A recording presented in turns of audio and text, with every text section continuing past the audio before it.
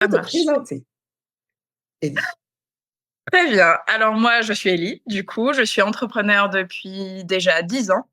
Récemment, je suis devenue autrice, présentatrice télé pour, une émission culinaire autour de l'anti-gaspillage. J'ai aussi une agence de communication culinaire, un guide culinaire.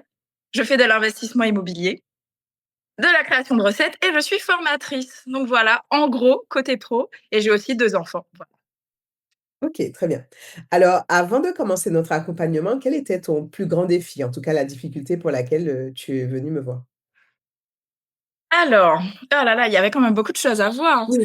parce que en fait, j'ai énormément d'activités et j'avais du mal à faire comprendre ce que je faisais réellement sur ma page, personal branding, on va dire.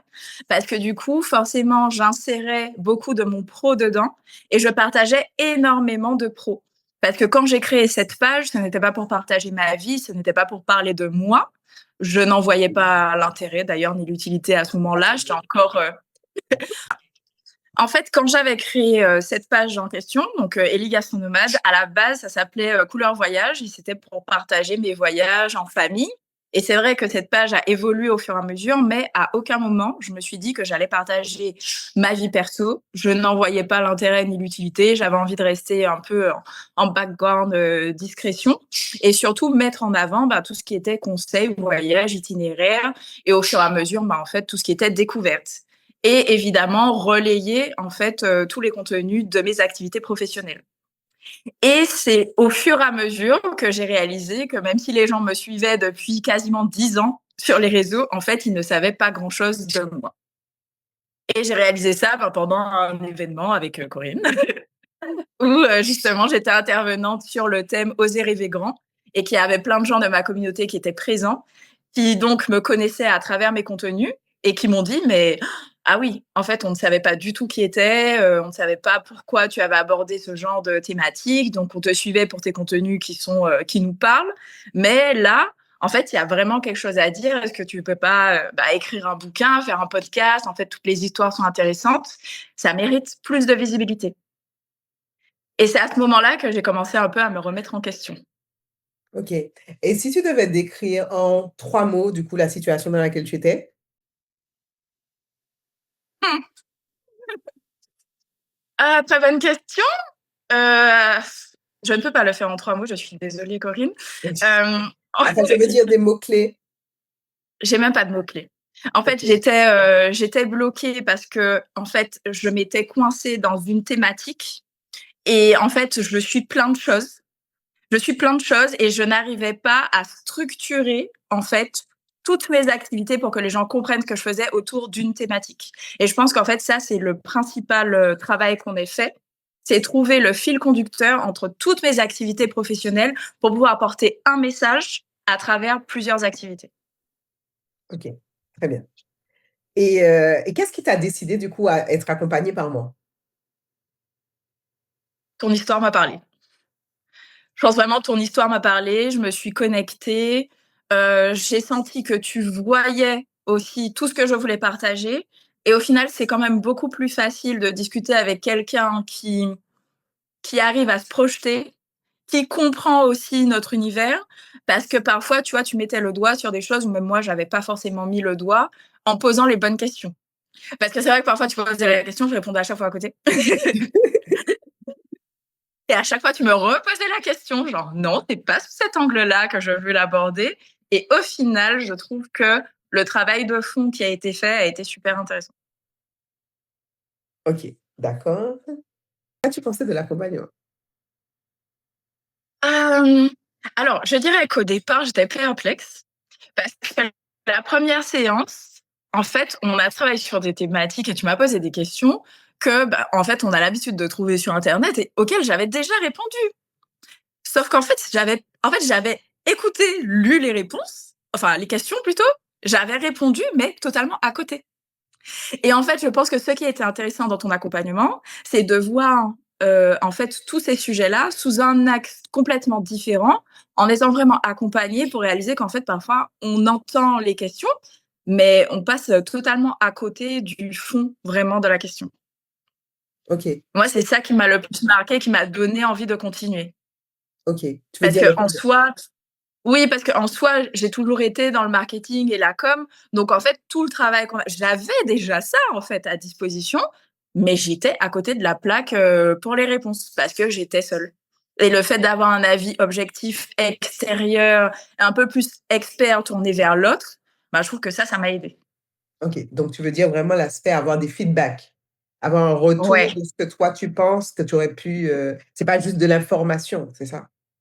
c'est ça, c'était pas juste de l'information, je pense que c'était vraiment un accompagnement personnalisé par la bonne personne qui comprenait ce que je faisais. OK. Qu'est-ce qui t'a le plus transformé pendant l'accompagnement? Qu'est-ce qui a le plus changé, Heu, pour toi?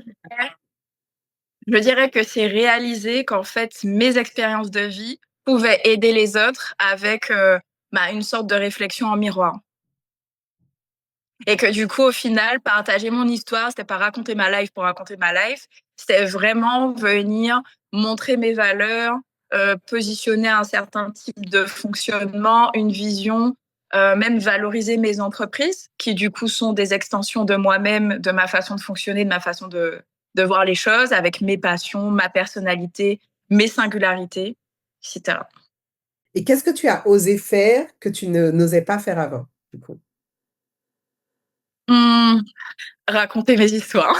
Là, j'ai commencé vraiment à rentrer un peu plus, dans les détails, vraiment aborder des thématiques et des sujets que je n'aurais jamais abordés avant, soit par pudeur, soit en me disant: «Les gens, ils vont pas comprendre, pourquoi je viens ramener ça là, en fait, ça n'a rien à voir avec, les voyages et la cuisine» et au final, je trouve que c'est ces contenus-là qui ont eu le plus d'engagement, le plus d'impact et qui m'a permis de commencer à vraiment connecter avec, ma communauté, quoi. Je me souviens qu'au début, quand tu es venu me voir, tu étais enfin, quand tu parlais de tout ce que tu faisais, c'était un peu dispersé dans ta tête. Tu te disais: «Mais en fait, je fais plein de choses» et finalement, ce qu'on a fait ensemble, comme tu disais, c'est trouver le fil conducteur, entre autres, de ces différentes activités et cetera. Quelle a été du coup la plus-value pour toi de ça? Qu'est-ce que ça t'a permis Ben, je pense que de ça m'a permis comprendre, de déjà de voir? structurer les choses. Ouais, ça m'a permis de structurer les choses pour améliorer mon discours et mieux le faire comprendre aux autres. Donc déjà ça, puisqu'en fait, on a mis le doigt sur le fait que ce que j'aimais, c'était transformer, ben, le bof en wa, on va dire ça, de façon express et synthétisée et que du coup, en fait, dans chaque activité professionnelle, tout comme chaque, partie de ma vie, c'était toujours transformer quelque chose de pas top en quelque chose d'utile, quelque chose de beau, quelque chose de bon, quelque chose de créatif, une leçon de vie, des apprentissages et tout ça et c'est vrai que le fait d'avoir trouvé ce fil conducteur de la transformation, ben, ça non seulement ça m'a aidé moi à mieux structurer, par la suite, aussi bien côté pro que côté, ben, mon compte perso, mais aussi pour l'écriture de mon livre qui était en cours de route et où je galérais à créer un sommaire qui soit, aligné à ce que je voulais transmettre, mais qui soit aussi, digeste pour le lecteur. OK. Donc ça veut dire que ce que tu dis, c'est qu'au début, c'était ce que tu voulais réellement, heu, enfin ta mission véritablement, c'était encore flou pour toi, c'est ça? Je pense pas que la mission était floue, mais je savais pas comment la transmettre. OK, d'accord. Comment le dire Je savais clairement? oui, voilà, en fait, je n'arrive pas à la structurer pour les autres, parce qu'en fait, tout est très clair, tout avait été très clair pour moi dès le départ, sauf que, bah, forcément, je connais ma vie, je connais les tenants et les aboutissants et c'est au fur et à mesure des séances de coaching que j'ai réalisé qu'en fait, ben, les gens ne pouvaient pas deviner telle ou telle chose et qu'il fallait faire des mises en contexte, en fait, avec les fils conducteurs au final pour arriver à cette partie-là et surtout qu'ils voient le point, positif et ludique pour eux. C'est quoi leur intérêt à eux, ben, de me suivre ou de lire mon livre ou de voilà. Ouais, je vois. Et surtout ah oui, et de créer aussi un lien humain, parce que comme je mettais tout le temps en avant la partie business et que je fais énormément de choses, la plupart du temps, les gens, ils me regardaient un peu comme, bah, la super warrior, robotique, pas du tout, humaine, quoi. Et du coup, c'est vrai que ça aussi, tu m'as aidé peut-être à créer un peu plus de liens humains pour ramener à la partie du quotidien. Mmh. Parce que je me souviens en effet qu'au tout début, donc quand tu m'as raconté tous les éléments de ta vie et cetera. Quand finalement j'ai mis le point sur le point le comment dire? L'axe, Et le le point conducteur. commun, en fait, Ouais, voilà et le fil conducteur, je me souviens du «Waouh!» quoi. Je me clairement. souviens du fait que ça a été, une espèce d'illumination pour toi, de voir finalement que tout ce que tu avais fait jusqu'à maintenant avait un sens et ouais. Qu'est-ce que toi tu en penses? Oui, totalement. Parce qu'au final, c'est ça qui a je pense que c'est comme ça que j'ai pu vraiment poursuivre l'écriture du livre avec beaucoup plus de sérénité, en me disant: «OK, là, ça a du sens, là, c'est fluide, commencer par là, finir par ça» et plutôt que ça parle, je sais pas, plutôt que ça soit un livre de cuisine ou autre, c'est vraiment un livre de leçons de vie et de transformation. Mmh. Et là, je me sens complètement alignée. C'est-à-dire que vraiment, quand j'ai fini le bouquin, j'étais là: «Ah ouais, alors, il y a 2 mois, jamais ça aurait donné ça». Et là, OK. franchement, je suis super fière, enfin, je suis super satisfaite, ouais. Ah ouais, je suis trop contente. Quand tu dis il y a On est 2 vraiment alignés. voilà, quand tu dis il y a 2 mois, du coup, ça n'aurait pas donné ça, c'est-à-dire? Avant Qu'est-ce les que tu aurais séances? pas pu faire toute seule, du coup? Heu, en fait, je pense pas que j'aurais eu le point clé. Moi, je galérais depuis un moment pour le sommet, hein, parce que Mmh. je voulais aborder toutes les thématiques et pour que, du coup, qu'on comprenne bien, je voulais aborder quand même la santé, la maladie, l'alimentation, le deuil, les rêves, le fait d'oser, les émotions, la cuisine, la créativité, l'immobilier, les études avec ses échecs, les reconversions professionnelles. Enfin, ça fait quand même beaucoup de domaines. J'ai Mmh. même mis l'éducation financière et les bases de l'investissement immo. Donc, en fait, pour trouver, comment structurer tout ça, c'était compliqué. Et au final, je trouve qu'avec ce, cet angle et cette nouvelle thématique, tout s'est lié, de façon beaucoup plus fluide. Et du coup, j'ai pu structurer le sommaire et j'ai écrit d'une traite. En 2 semaines, le bouquin, je l'avais écrit. Parce que le plus dur, c'était le sommaire. Et du coup, ça t'a donné un peu ça t'a donné de la clarté, c'est ça, ce que tu veux dire? Ouais, Un peu? exactement. OK. Et je me souviens aussi par rapport à au fait de poster du contenu sur toi et cetera, tu avais beaucoup de mal au début. Quelles étaient du coup tes appréhensions et tes peurs même, on pourrait dire, par rapport au fait de poster, enfin, quelles étaient tes peurs du coup, entre guillemets, OK. avant cet accompagnement? Déjà, j'aime pas me mettre en avant. C'est-à-dire que moi, je partais du principe que déjà, de base, j'aimais pas les réseaux sociaux. Je me suis lancée dessus pour faire la promotion de mes business et pour partager, des conseils, des itinéraires de voyage, mais même à la base, je faisais pas de face cam, Mmh. je faisais pas de voix off, je parlais pas, même sur certaines photos, j'étais assez en retrait. En fait, c'était moi dans le paysage. Dans les vidéos que je faisais, il y avait pas ma tête. On voyait mes mains et tout pour mettre en avant le produit. Et en fait, j'ai toujours été dans le sens, je fais ça pour valoriser une destination, pour valoriser une adresse, valoriser un plat, valoriser un chef. Et en fait, à aucun moment, moi, je me valorisais.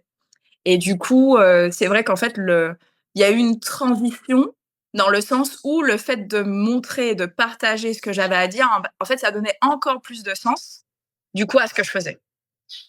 Et ça, je l'avais pas vu sous cet angle. Moi, je me disais: «Pourquoi je vais mettre ma tête? Qu'est-ce que ça apporte de plus? Ah, c'est bon, j'ai pas envie, je suis pas dans le mood, il faut que je me filme, sous quel angle, machin». Ouais, non, j'étais pas à l'aise avec ça. Pourtant, je suis pas quelqu'un de timide, Mmh. donc je pense pas que c'était une question de peur, de timidité ou quoi. C'est juste, je n'en voyais pas d'intérêt. Je n'y Mmh. voyais pas d'intérêt. Je comprends. Mmh. Et donc du coup, ça c'est quelque chose qui a été débloqué chez toi pendant l'accompagnement? Alors, ça a été débloqué dans le sens où j'ai réalisé à quel point c'était important. Après, de là à mettre ma tête partout et tout, j'ai encore la flemme, parfois je suis pas dans le mood et et on revient avec mes mains. Mais au moins, le message, par contre, il est différent. Voilà, c'est déjà ça. On y va étape par étape, en fonction du mood.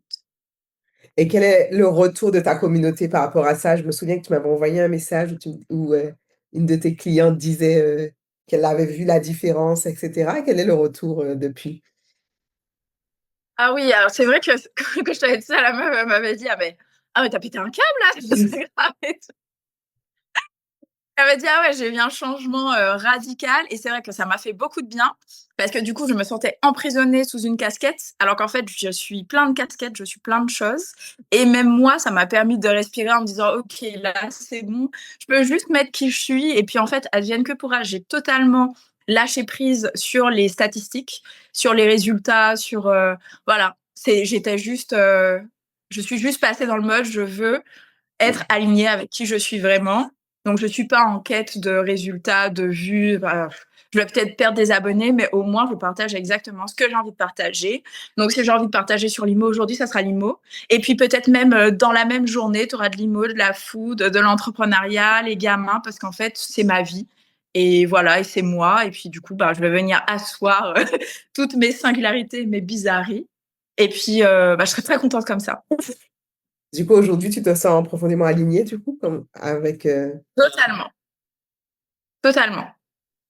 Je suis pas du tout en quête de je regarde même plus les stats, rien, juste je vais échanger avec les gens, voilà. Il y mmh, a zéro pression. c'est cool.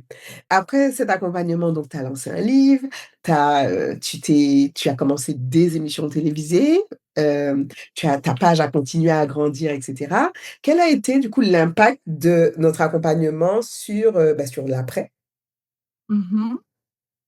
Alors, je dirais que ça serait plus, ben, encore une histoire de transformation, dans le sens où mon regard était différent et du coup, je vais communiquer autrement sur tout ce que je fais. Par exemple, l'émission pour le coup, elle avait été tournée avant les séances, puisqu'on avait tourné, oui, février-mars, alors qu'on a fait l'accompagnement en milieu d'année. Mais du coup, en septembre, l'émission sortait. Ça m'a permis de mieux communiquer autour de l'émission pour expliquer que vraiment, je voulais transformer mes fonds de frigo, transformer mes restes en pépites créatives, en pépites gourmandes.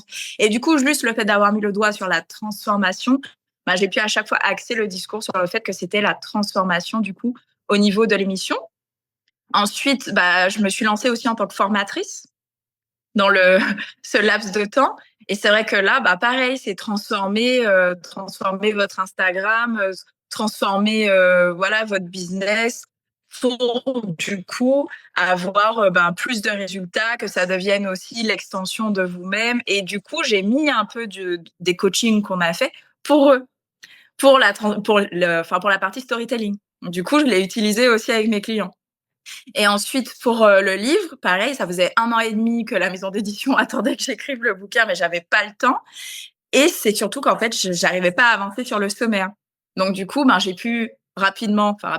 Bon, allez, en 2 mois, j'ai finalisé le sommaire. Donc au fur et à mesure des séances de coaching, j'ai pu avancer. Et par contre, après, ben, j'ai fini le bouquin et là, il est disponible depuis fin décembre. Félicitations. Merci. Félicitations pour ça. Voilà. Et du coup, le livre parle de transformation sur ben, tous les sujets au final que je voulais aborder. Et là, ça m'a permis de ne pas avoir à faire de choix et être alignée en mettant tout ce que je suis dedans. J'y ai mis toute mon âme, j'ai tout lâché. Je n'avais pas à choisir un thème. Au final, on a pu trouver l'axe qui me permettait de parler de tout. Mmh. Est-ce que tu peux parler davantage, du coup, de ma façon d'accompagner? Qu'est-ce qui t'a plu et cetera? Pour des personnes qui Mmh, ne me connaissent pas, du coup, qui peut-être, ne savent alors, pas comment je suis. je pense que c'est ce que j'ai dit un peu avant, dans le sens où j'ai trouvé que c'était assez intuitif.